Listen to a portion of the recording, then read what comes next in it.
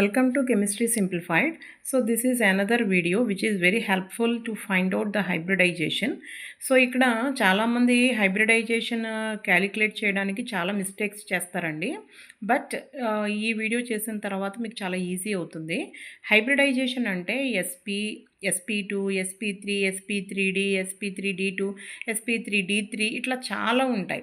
But ఇక్కడ the geometry of the molecule depends upon the loan pairs and the bond pairs also. అది చాలా జాగ్రత్తగా చూసుకోవాలి. So అంటే ఇక్కడ నార్మల్గా ఇప్పుడు SP అనుకోండి, ఇలా linear. But whereas in case of SP2, trigonal planar, and if it consists of 0 lone pairs and if it undergo SP2 hybridization, then the geometry is trigonal planar. అదే 1 లోన్ పెయిర్ ఉందనుకోండి, shape వచ్చేసరికి bent shape వస్తుందన్నమాట. So here if you take SP3 hybridization, so we all know well about the tetrahedral geometry only, but if the molecule consists of 1 lone pair, then the shape is pyramidal. If it consists of 2 lone pairs, it is bent. If it consists of 3 lone pairs, it is linear. So that's why SP3 అంటే ఇంకా tetrahedral ఒకటే కాదు, అక్కడ loan పేర్స్ని బట్టి వాటి యొక్క geometry మారిపోతుంది. Okay, so that's why ఇక్కడ చూడండి, SP3 హైబ్రిడైజేషన్ అమోనియా ఉందనుకోండి, పిరమిడల్ షేప్ వస్తుంది. ఇఫ్ వాటర్ ఉంటే బెంట్ షేప్ వస్తుంది. మీథేన్ వస్తే టెట్రాహెడ్రల్ స్ట్రక్చర్ వస్తుంది. Isn't it or not? So the geometry totally depends upon the loan pairs also. Okay, consider the loan pairs while writing the geometry of a molecule. So ఇక్కడ SP3D అంటే 0 loan pairs ఉంటే trigonal bipyramidal. PCl5 structure తెలుసు కదా మీకు, trigonal bipyramidal. 1 సీసా, 2 tea shape, 3 linear, అట్లా అనమాట.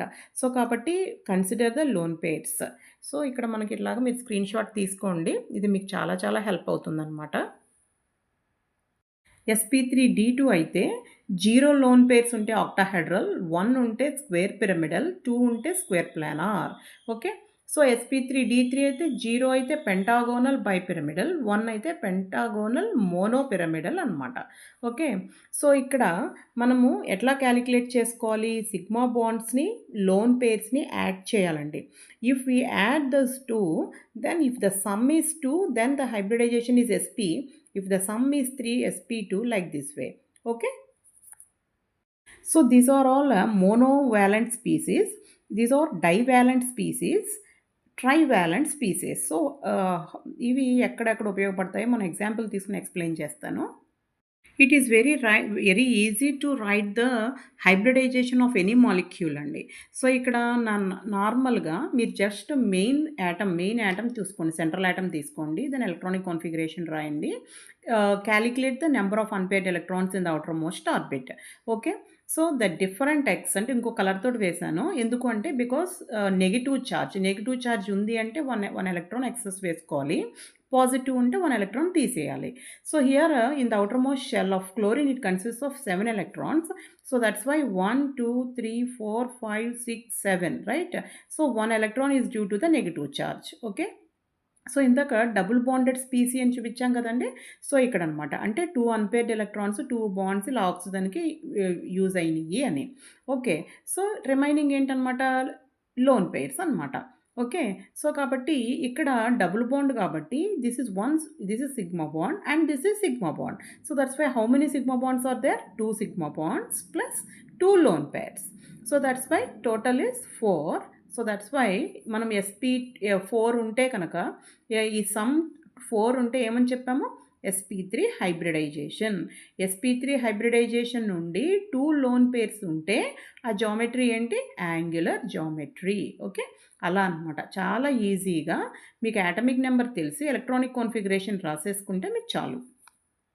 So ఇక్కడ చూడండమ్మా, 2 sigma bonds plus 2 lane pairs total ఎంతండి? 4 అయితే ఏంటి ఇక్కడ? SP3 అయితే SP3 హైబ్రిడైజేషన్ అని చెప్పాం కదా. సో కాబట్టి SP3 హైబ్రిడైజేషన్ అనమాట. 2 లోన్ పేర్స్ ఉన్నాయి కదా. సో బిఫోర్ ఏం చెప్పామండి? SP3 హైబ్రిడైజేషన్లో 2 లోన్ పేర్స్ ఉంటే బెంట్ అని చెప్పాం కదా. So bent or angular geometry ఏదైనా సరే. So that's why ClO2 minus యొక్క హైబ్రిడైజేషన్ sp3, షేప్ వచ్చేసరికి యాంగులర్ జామెట్రీ. సో ఇట్లా ఈజీగా మీరు ఫైండ్ అవుట్ చేయొచ్చు. అదే ClO మైనస్ అయితే ఏంటి, ఇక్కడ మళ్ళీ same number of electrons are 8, okay, 7 electrons, ఒక ఎలక్ట్రాన్ ఎక్సెస్. సో 1 ఆక్సిజనే ఉంది కాబట్టి 1 double bond O and next 1 sigma bond, right, remaining all pairs. So కాబట్టి ఎన్ని లోన్ పెయిర్స్ వచ్చాయండి, 3 లోన్ పెయిర్స్. 3 + 1 4 వచ్చిందంటే మళ్ళీ again sp3. So as we explain before, if any molecule undergo sp3 hybridization consisting of 3 lone pairs, then the geometry is linear. Okay, so like this way the molecule shape is linear, right? So అలా అనమాట.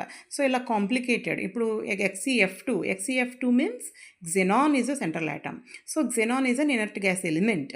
Okay, so that's why it consist of 8 electrons in its outermost shell. So కాబట్టి ఇక్కడ ఎన్ని వేసామండి, 1 2 3 4 5 6 7 8 7 electrons వేసాం. So ఇక్కడ ఇందాక చెప్పాను కదా 4 మోనో, ఇందాక ఆక్సిజన్ అయితే డైవాలెంట్, 1 F అయితే మోనోవాలెంట్ అని చెప్పాం కదా. అంటే ఫ్లోరిన్ ఏంటనమాట, సింగిల్ బాండ్స్ని ఫామ్ చేస్తుంది. సో కాబట్టి single bond. Okay, so that's why 2 sigma bonds అయిపోయినాయి. నెక్స్ట్ 3లో ఎన్ని వచ్చాయండి, 3 lone pairs. So 2 + 3 how much, 5. So that's why sp3d hybridization. sp3d hybridization with 3 lone pairs is linear.